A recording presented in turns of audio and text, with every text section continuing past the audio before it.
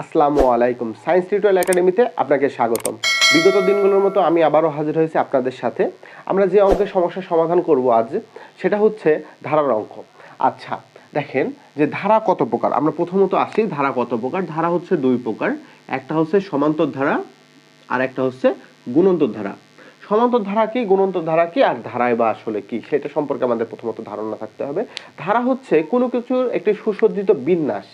আমরা যে কোনো জিনিসের একটা সুসজ্জিত যদি বিন্যাস হয় সেটাকে আমরা ধারাবাহিক বলি বা ধারা বলি। যেমন যে একটা সংখ্যা আছে 0 1 0 0 1 0 0 0 1, তার মানে এর পরে কয়টি শূন্য থাকবে?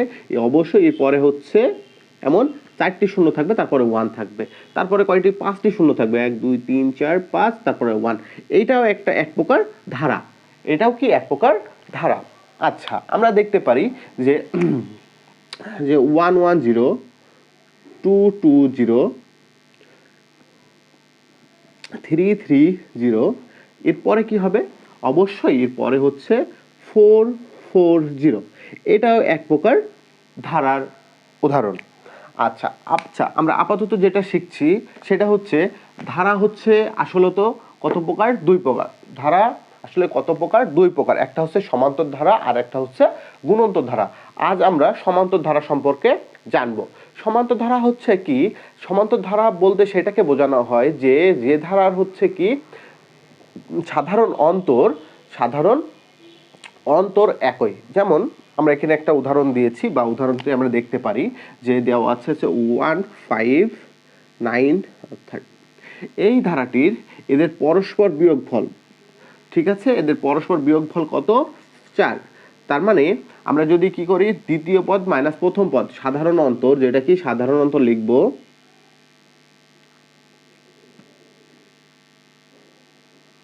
সাধারণ অন্তর দ্বিতীয় পদ মাইনাস প্রথম পদ। দ্বিতীয় পদ কত? দ্বিতীয় পদ 5 মাইনাস প্রথম পদ 1, তাহলে 4। সাধারণ অন্তর কত হচ্ছে? 4 হচ্ছে। আচ্ছা, আরেকটা করে দেখতে পারি, তৃতীয় পদ মাইনাস দ্বিতীয় পদ। তৃতীয় পদ কত? 9 মাইনাস 5 4। আমরা দেখতে পাচ্ছি যে সাধারণ অন্তর হচ্ছে কত? 4। যদি কোনো ধারার এমন সাধারণ অন্তর 4 হয় বা সাধারণ অন্তর যদি থাকে, মানে এদের অন্তরফল যদি একই হয়, তাহলে সেই ধারাটাকে আমরা কি ধারা বলি? সেই ধারাকে আমরা বলবো হচ্ছে সমান্তর ধারা। সমান্তর ধারার একটা মানে খুব সুন্দর উদাহরণ আছে, সেটা হচ্ছে আমরা যে পর্যায়ক্রমিক যে সংখ্যা আছে না 1 2 3 4, এই 1 2 3 4 একটি সমান্তর ধারা। 4 ডট ডট ডট।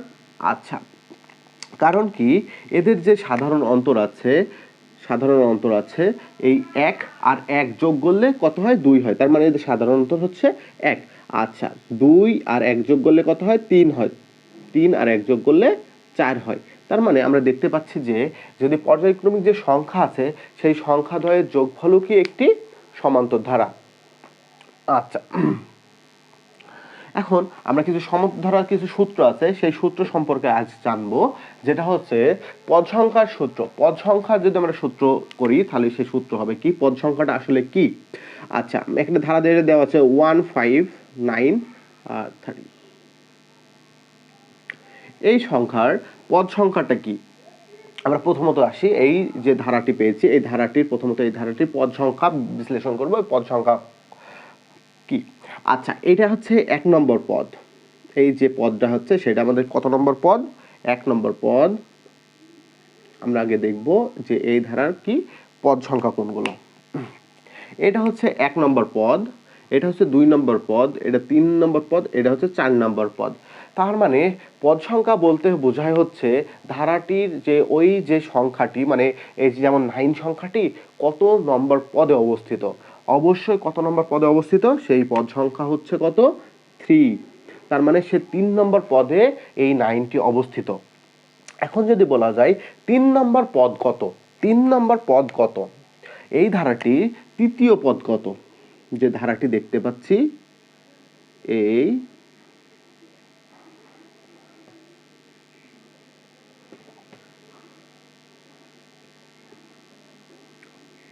পদ কত? এই ধারাটির তৃতীয় পদ কত হবে? এই ধারাটির তৃতীয় পদ হবে হচ্ছে 9। তার মানে তৃতীয়টা কি? ধারার হচ্ছে পদ সংখ্যা। এই তৃতীয়টা কি? ধারার পদ সংখ্যা। তাহলে আমাদের জানতে হবে যে আসলে পদ সংখ্যাটা কি। আমরা পদ সংখ্যাটা n দ্বারা প্রকাশ করি। আমরা এখানে কি পদ সংখ্যা কি? পদ সংখ্যা n দ্বারা প্রকাশ করি। আমরা প্রথমত জেনে রাখি যে পদ সংখ্যা কি দ্বারা প্রকাশ করি? n দ্বারা প্রকাশ করি।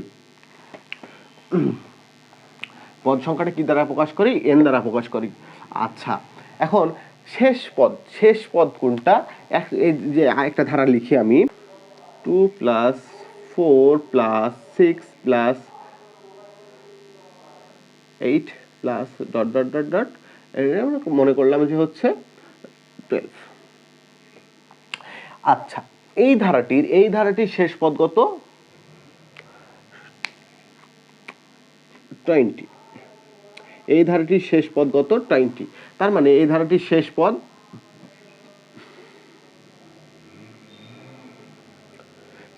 কত? 20। আমরা এই ধারাটির শেষ পদ কত পেয়েছি? 20 পেয়েছি। আচ্ছা, এই প্রথম পদ হচ্ছে সামনে যেটা থাকে সেটাকে প্রথম পদ বলি।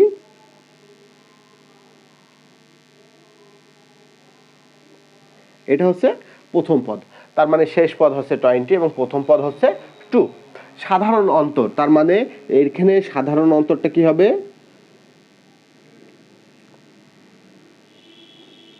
সাধারণ অন্তর হচ্ছে দ্বিতীয় পদ মাইনাস প্রথম পদ। দ্বিতীয় পদটা কি? দ্বিতীয় পদটা হচ্ছে 4 - 2 = 2। তার মানে সাধারণ অন্তরকে কি দ্বারা প্রকাশ করি? ডি দ্বারা। প্রথম পদকে কি দ্বারা? এ দ্বারা। এই প্রথম পদ কি? 2। আচ্ছা, এখন আর হচ্ছে সাধারণ অন্তর। আচ্ছা, তার মানে আমরা এই ধারাটির আমরা যে ধারাটি লিখেছি এই ধারাটির 20তম পদ কত সেটা আমরা নির্ণয় করব। তার মানে এটা হচ্ছে 1, এটা হচ্ছে 2, এটা হচ্ছে 3, এটা হচ্ছে 4, এইভাবে এইটা কত বের করব আমরা।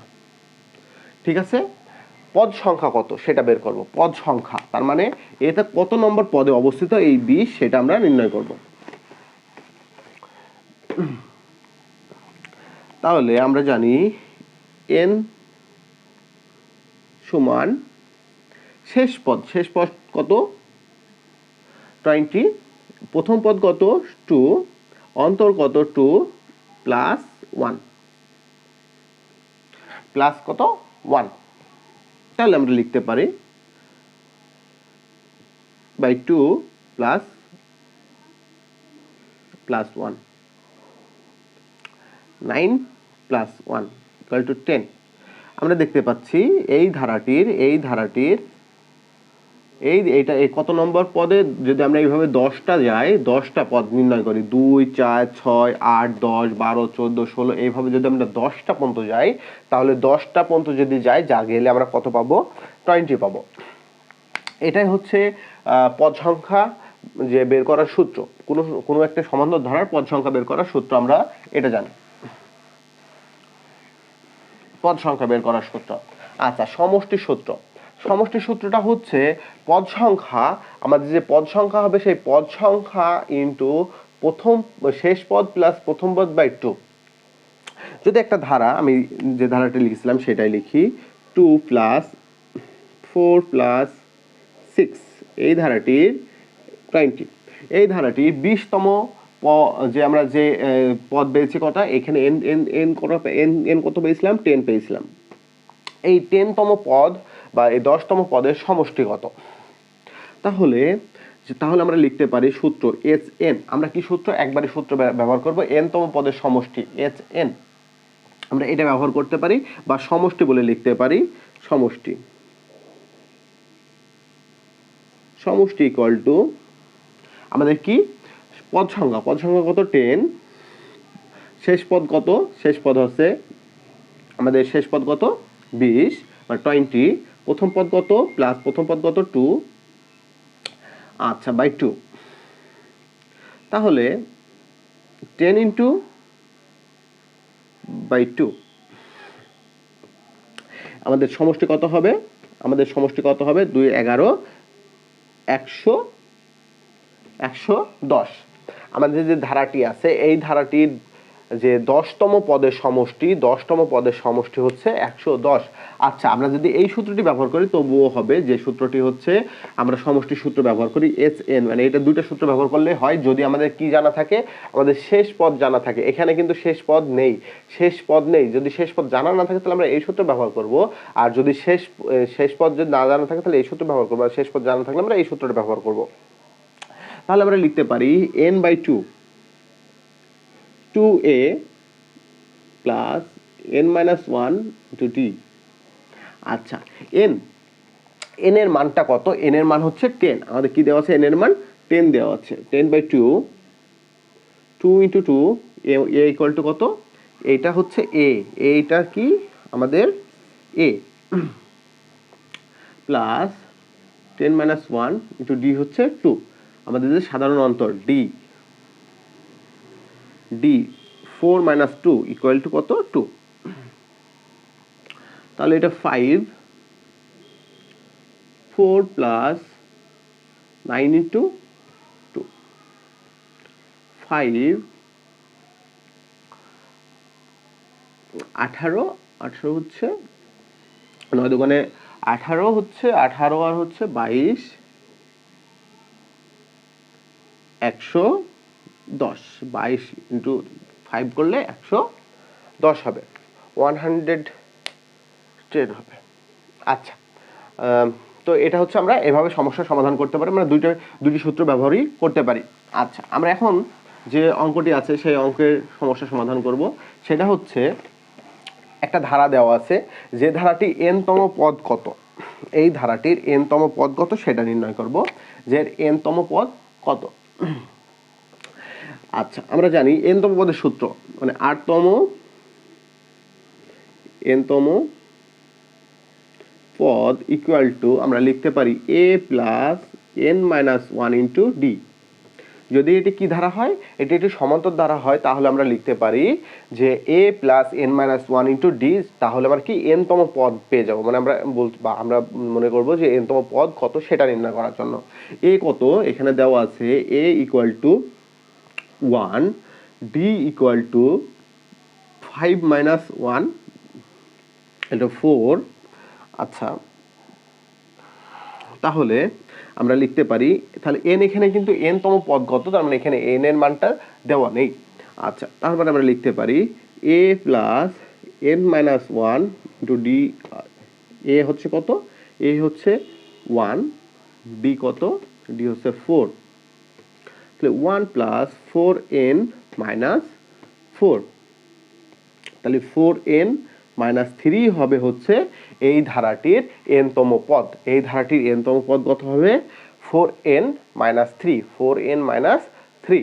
আমরা যদি এই ধারাটির 4n-3 যদি এটা হয় তাহলে আমরা n-তম পদ পেয়ে যাব। আচ্ছা, এটা আমরা দেখব যে 1তম পদ কত, তার মানে এখানে আমরা 1 এর জায়গায় n এর জায়গায় 1 বসাবো। তাহলে n ইকুয়াল টু যদি 1 হতো তাহলে কি হতো? 4n-3 4 into 1 - 3, তার মানে 4 - 3 ইকুয়াল টু 1। আচ্ছা, যদি আমাদের n ইকুয়াল টু কত হতো? 2 হতো, তাহলে কি হতো? আমরা দেখতে পাই n-3, তাহলে লিখতে পারি 4 into 2 - 3 8 - 3, তাহলে হয় কত? হবে হচ্ছে 5। তারপর আমরা দেখতে পাচ্ছি যদি n এর মান 1 হলে 1 হবে, 2 হলে 5 হবে। সেটা কি হয়েছে আমাদের এখানে? 1 আর 2, তার মানে যদি 3 হয় তাহলে 9 হবে। আমরা এইভাবে করতে পারি, আমরা খুব সহজে এইভাবে আমরা করতে পারি। আচ্ছা, তার মানে আমাদের দাঁড়াচ্ছে কি, সেটা হচ্ছে যে আমাদের যে ধারা আছে সমান্তর ধারা, সেই সমান্তর ধারার এখানে সূত্র হচ্ছে, মোট কয়টি সূত্র আছে সমান্তর ধারার? মোট আমরা যে সূত্র দুটি ব্যবহার করব, আমাদের খুব ইম্পর্টেন্ট যে সূত্র দুটি, সেটা হচ্ছে n-তম পদের সূত্র আর একটি কি n-তম পদের সমষ্টির সূত্র। এই দুইটি সূত্র আমাদের খুবই বেশি ব্যবহার হবে। আর এই দুইটি সূত্র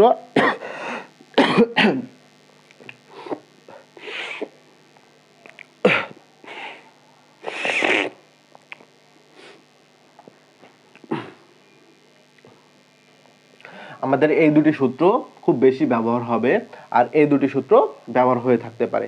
আমাদের সমাধানের মোট 4টি সূত্র আছে, সেই 4টি সূত্র আমাদের হোয়াইট বোর্ডে দেওয়া আছে, আপনি অবশ্যই নোট করে নেবেন। আর আমার পরবর্তী ক্লাসের ভিডিও দেখার জন্য যদি আপনি নতুন হয়ে থাকেন, আপনি অবশ্যই আমার চ্যানেলটি সাবস্ক্রাইব করবেন। আর যদি সাবস্ক্রাইব করে থাকেন তাহলে অবশ্যই আমার ভিডিওগুলো আপনি আপনার ফ্রেন্ড সার্কেল বা বন্ধু বান্ধবের কাছে শেয়ার করতে পারেন, যা তাদের জন্য অনেক উপকার হবে। ভালো থাকবেন, সুস্থ থাকবেন, আল্লাহ হাফেজ।